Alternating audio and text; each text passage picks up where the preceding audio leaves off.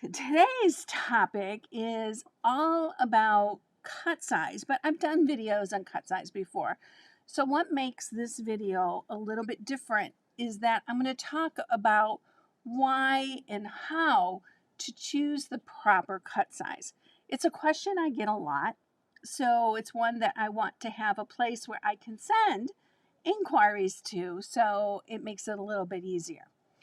And cut size, let's start out with a little bit of definitions first, right? More sense. Cut size has to do with the width of the cut, how wide it is. Now, each time you move up a number, it is 1/32nd of an inch bigger. So 1/32nd of an inch bigger is not very much. Now, if you notice, there's a bigger size difference between these guys. And what happens is in 3 through 8, the cut sizes are very standard. They're that many 32nds of an inch. So a number 8 is 8/32nds of an inch. And if you remember your 4th grade math and fractions, that reduces down to a 1/4 inch. So this is often called 1/4 inch. It is a number 8 cut. Not the easiest to use if you're a beginner, and I'll explain why in a minute, but probably one of the more popular cuts. In recent times, cut sizes have gone bigger. Now, the problem with bigger is that they're not all the cutter blades are standard. So 8.5 isn't exactly the same measurement across different manufacturers. Does that matter? I don't think so. I think close enough is close enough. As long as it's bigger, who cares? But there is also a number 2 cut, which I've never put a sample in. I value my number 2 blade. It is tiny. I don't use it for actual hooking, but I do use it for accents in landscapes. And I could not make my landscapes without my number 2 cut because my eyes aren't good enough to cut something that small. So what I'm going to do is I'm going to use this pattern that is here. This is called Candlelight Stroll. And if you want to order it, you can order it through Chris Miller. It's available at Spruce Ridge Studios. Chris Miller draws all my patterns for me, and I just happen to have this pattern sitting around. It's a nice, simple pattern, primitive style pattern, but it's got some places in here where you have to kind of stop and think a little bit, right? So let's look at this candle flame. And one color that you might choose for it would be this gold. And when I kind of lay it in there, that cut size looks just about perfect. Because if you look on this side, you can still see the black line. And if you look on this side, you can just barely see the black line. So it's not going to distort the look of the pattern. It's going to end up looking just like that if I use this cut size, as opposed to if I use this cut size.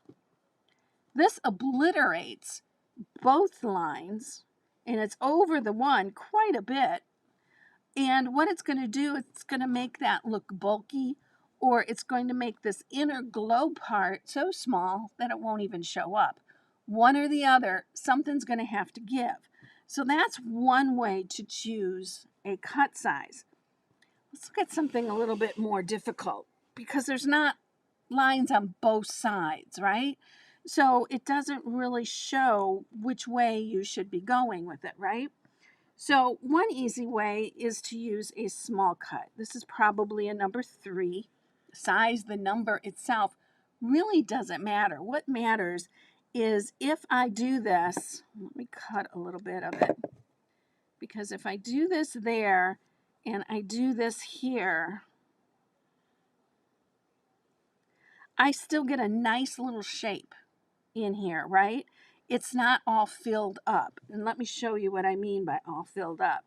For instance, let's say I do the same thing with this red wool, and we hook a line from here to here, and then I hook this. There's very little space in between there, right? So what's going to happen is instead of looking like a star, this is going to end up looking like a blob, right? You're not going to be able to get that background in between there. Now, what this does is it brings up some other comments, such as, let me get this done, such as, I think I saw it from Kim Hurt. She says, why do some people say you can only use one cut size in a rug? Well, not sure who says that, but you can tell them that Cindy Gay said you're wrong. Okay. I've made enemies before, but why do you have to use one cut size? That would be like telling a painter you have to use one brush size. No, it depends on what you're hooking on. Now, the problem is when you hook the entire thing in an 8 and you decide to hook the face in a 3. It's going to look weird because it's going to be a different texture than what the rest of the wool is. So you kind of have to be careful by jumping so far. But if you're using 5, 6, 7s, 3s, 4s, 5s, you can mix those in with no problem.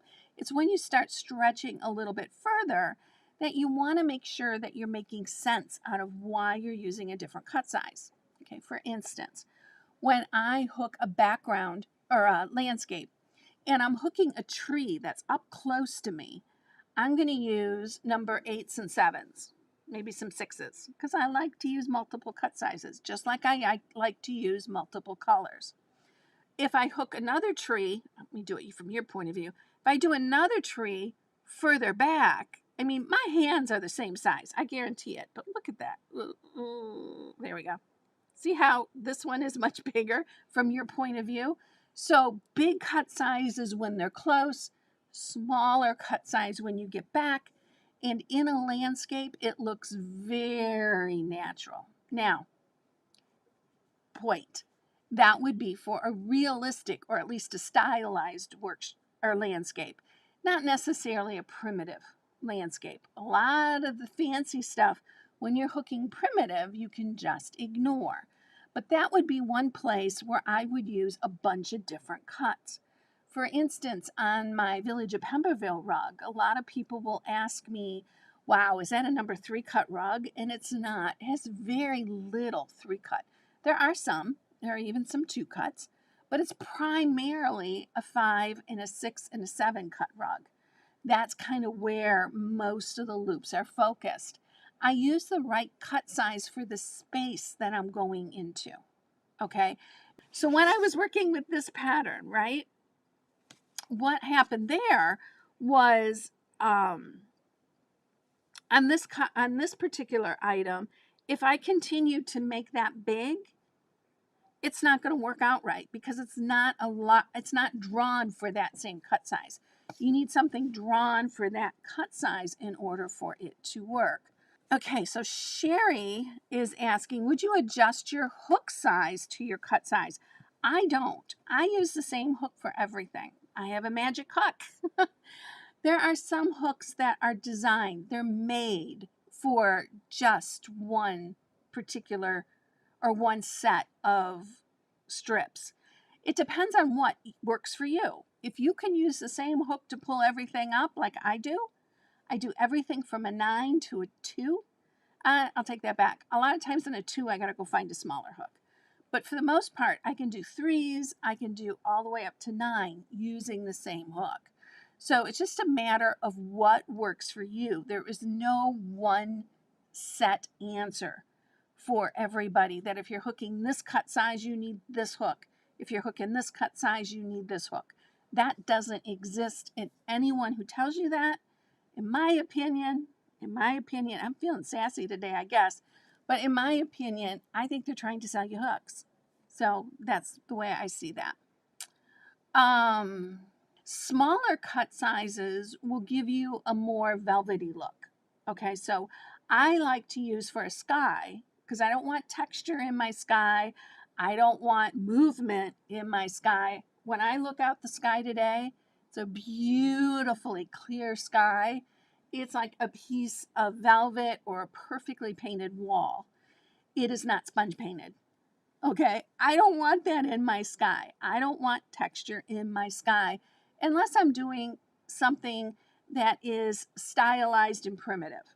Okay, when I'm talking realistic, I want a very smooth, and I would love to see it just slight. I would love to see it, the darkness to get slightly lighter as it goes towards the horizon. That's going to make your most natural looking sky. Ted is asking, if I am doing fine shading, can the background be a larger cut? Well, you can do whatever you want. In my opinion, absolutely not. Okay. When I am hooking my primitive flowers and I'm hooking in 7s, 8s, 8.5s, that's sort of my comfort zone with the primitive flowers. When I go to the background, I go down in cut size. I never, ever, ever, ever go up in cut size. And I differ from what a lot of rug hooking teachers say from that point of view. So let me tell you why. First off, our eyes will go to where the large loops are. Well, the last place I want my viewer looking is at my background, right? I want them enjoying the motif or whatever's going on with the rug.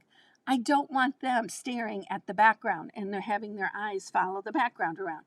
I want them to look at the snowman, the little candle, the snowflakes, things like that, right?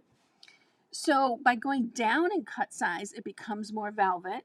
The loops become less prominent.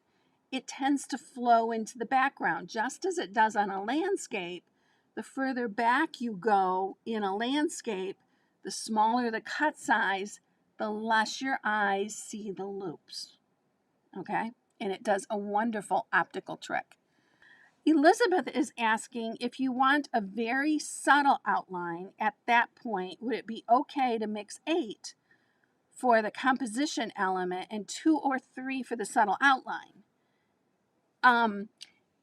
Yeah, you can do that. But for the most part, I say, what's the point? I know a lot of people who do that. They go way down in cut size. Why bother outlining? Make sure your values are right and you won't need to outline, or outline on purpose and do something like a 6 or a 5, something that's a little bit bigger and has a little bit more of a statement. Don't just sneak it in there. Again, my opinion. That's just the way I like to see things. And what else can I say about that outlining? Once you start outlining, you almost have to continue and outline everything. Okay, so think of like a child's coloring book, and they've got the black printed lines, and then they color it in with color. Everything is outlined in a black line. You almost have to get stuck doing that, because if you don't, then just one outline around one thing is going to look odd in your rug. You might have struggled with that before. Another way to sort of get around the outline is if your blue is too dark up against your background, you could go 1 or 2 shades lighter and do a lighter blue outline. So it looks like it's still part of the actual motif, but it'll show up better against your background. That's another trick to use without trying to go in with a black, which on a dark background isn't going to do you any good anyways, right?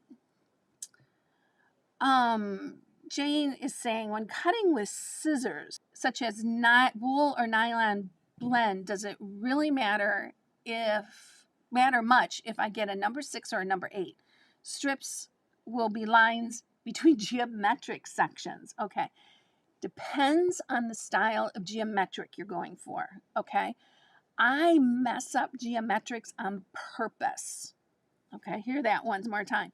I make my geometrics messier than the way they're drawn. Chances are it's rare to find one that's perfectly drawn. So I just embrace it and go with crooked and make crooked lines, and some things are thick, some things are thin, and I just go with it for that. I don't, when I'm doing outlines, when I'm filling in on a geometric, and let's say I have something, like this little triangle guy, I would never attempt to fill it up like that. Why? First off, my hooking's not that neat and tidy. And I like to mix cut sizes, and it makes it really difficult. and I lose attention. So I'd have a lot more fun hooking at something like this. That is ultra forgiving. It can be thick, it can be thin, it doesn't really matter, right? So use the strategy that works for the look you want, right? There's a whole group of rug hookers who do nothing but who have perfectly good Townsend, Beeline Art Tools, or Alt cutters. Those are, I think, are the top of the line cutters. They have those cutters, but they choose to cut by hand using simple scissors like this. And they like it because they think it gives them more of a homemade look. Well, for me, that homemade look goes back to my hit and miss. If my hit and miss is crooked, it's not perfectly hooked in the ditch, and it's a little bit on purpose crooked, it looks more antique. It looks more relaxed. It looks more natural than if it's perfect straight. Because I did perfect straight when I first got started in rug hooking. And hooking a geometric that way is so freeing because you don't have to worry if this one's a little bit bigger than this one. All of that goes away. And it takes a while to get to that point. Believe me. Okay, I was the third grader who, for my birthday, asked my mom and dad for a drafting table, a T-square, and architectural triangles. One of the few things I did get.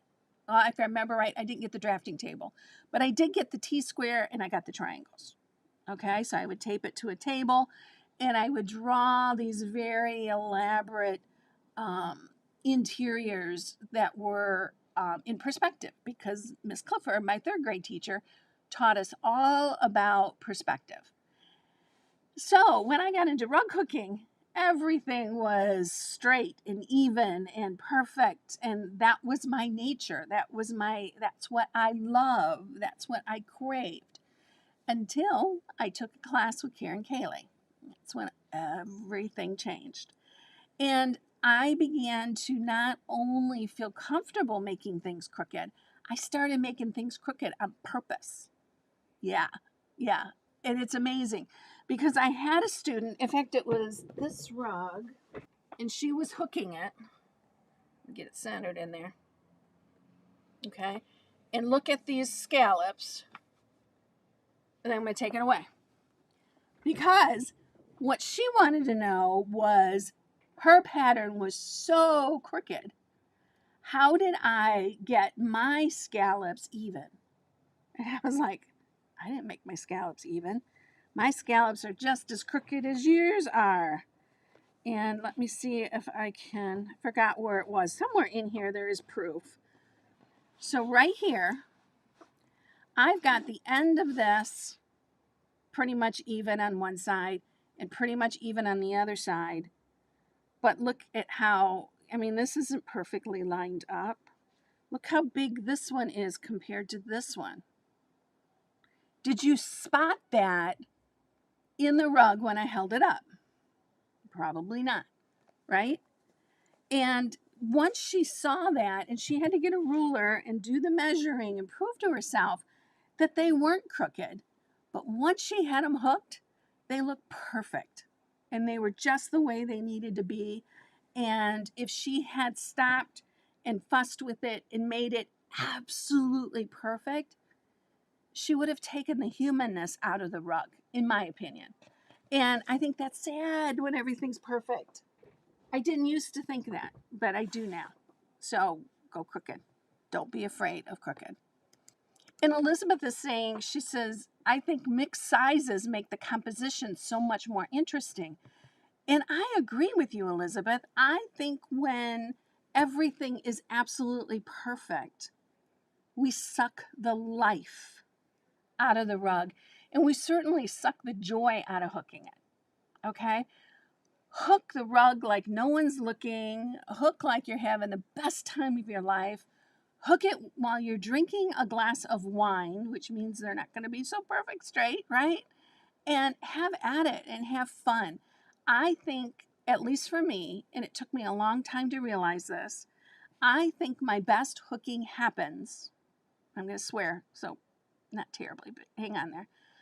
My best hooking happens when I don't give a shit. And that's when it works. When I'm tight and I'm worried about making it perfect and I'm really trying to do it quote unquote right, which is really no such thing, my work looks like that. It looks stiff. It looks stilted. It doesn't look like it's singing or jumping for joy. So make sure that, you're not taking all of the wonderful stuff out of your rug by trying to make it quote unquote better. Hook it. It's your hooking style is your handwriting. Write your name on that rug. Just hook it. Jess is saying it is so much easier to go with it than fight to stay straight. And I agree with that. There's something that you can't really put your finger on when the rug hooker is tense and is trying to make everything perfect. You can see it, you can feel it in a rug. When they're just hooking for the joy of hooking, you can feel that also. Will we be able to watch this later? Bonnie, yes, you will be able to watch this later. I'll do some editing and take some of the stuff that doesn't make any sense out of it. And Tuesday's lessons live on YouTube, but it will live forever inside the rug hooking journey. And you can join the rug hooking journey right here. So simply go this way. Simply go to this URL and you can join the monthly membership. Now, what you get in the membership is replays of lessons like this. You've got them back going all the way to 2016. The bulk of those are not on YouTube. There's about 100 videos on YouTube. There are thousands of videos inside the rug hooking journey. So way more content inside the journey than there is available to the public. And I guess this is a good time. And in the future, I'm going to be doing less public videos like this. So I haven't decided exactly when, and it might be today. After today, I'm going to be going every other week. Okay, and I'll be sending out an email that will make sense on this. So head on over to cindygayrughooking.com and sign up for my newsletter, and you'll be notified. But I want to reduce the work that I'm doing for free for the public, but give more to the people inside the membership. So head on over there and you'll be able to find videos like this. What's going to happen is what's on YouTube is going to be a lot of beginner, type lessons like this one. And then we do the higher, more elevated stuff inside the rug hooking journey. And the rug hooking journey is going to be your most economical way to join my online environment. There's other courses that you can join that don't require a monthly payment. They're one and done, but they're more expensive. So it costs more to get in. But pick the method that works for you. The rug hooking journey focuses on everything, where the higher end courses will focus on a particular subject matter. Jess is saying, I loved mixed sizes and mixed loop heights is super fun. So yeah, that might make the people who are looking for perfect loops a little bit crazy. But yeah, I love that. And I'll mix or even twist loops while I'm hooking. And you can see that inside the Queen Anne Rose online course, which is not available to the public yet, but it will be soon. And in that, you can see me hooking every motif. And I'm going along and I'm like, oops, I just twisted that one, and I just keep on going. And so you'll be able to see that kind of thing in action. And a lot of people have said that that really helps. Diana says, does it help to cut several different sizes in the same wool that you're hooking with? I do that as a matter of routine. And every time I flip that lever and I pull out the cartridge and pop a new one in and flip it back and cut without losing a beat, God bless Sharon Townsend, because she invented that method and made our lives so much easier. It used to be a lot more effort to mix cuts because you would have to unscrew it from the table, get your wrench, unscrew the nut, drop out the handle, take off the blade. You get the idea. It took a lot more effort to change the cut size. So mixing cuts now is super fun and super easy.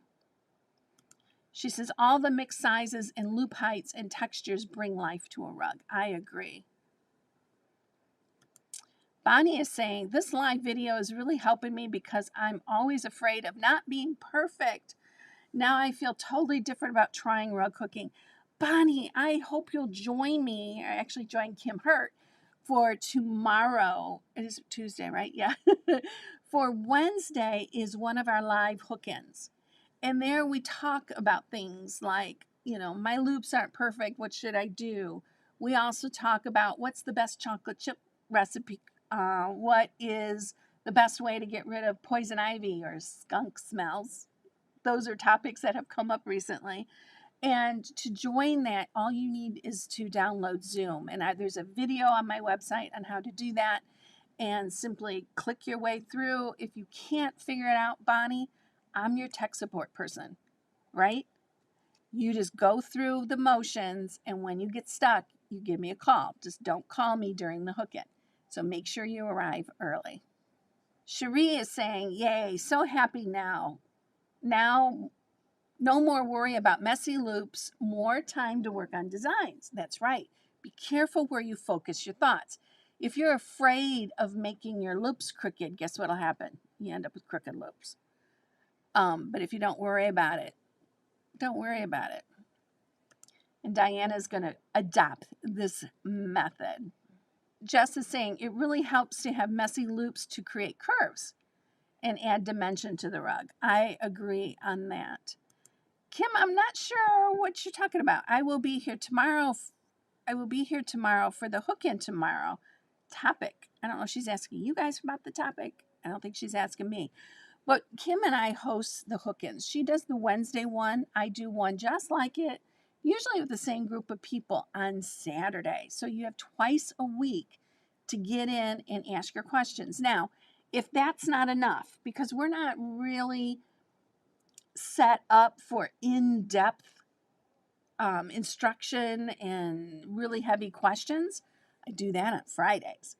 Fridays, for members of the rug cooking journey, I do office hours, and that's where you can hold up your rug and go, what direction do I hook his face in? What I've been doing isn't working. I will tell you, first off, is if you tried something and it doesn't work, don't rip it out before you ask the question. Bring it with you to the question, okay? It helps others to see what doesn't work, and it helps me to see what you've tried and where you've gone with it.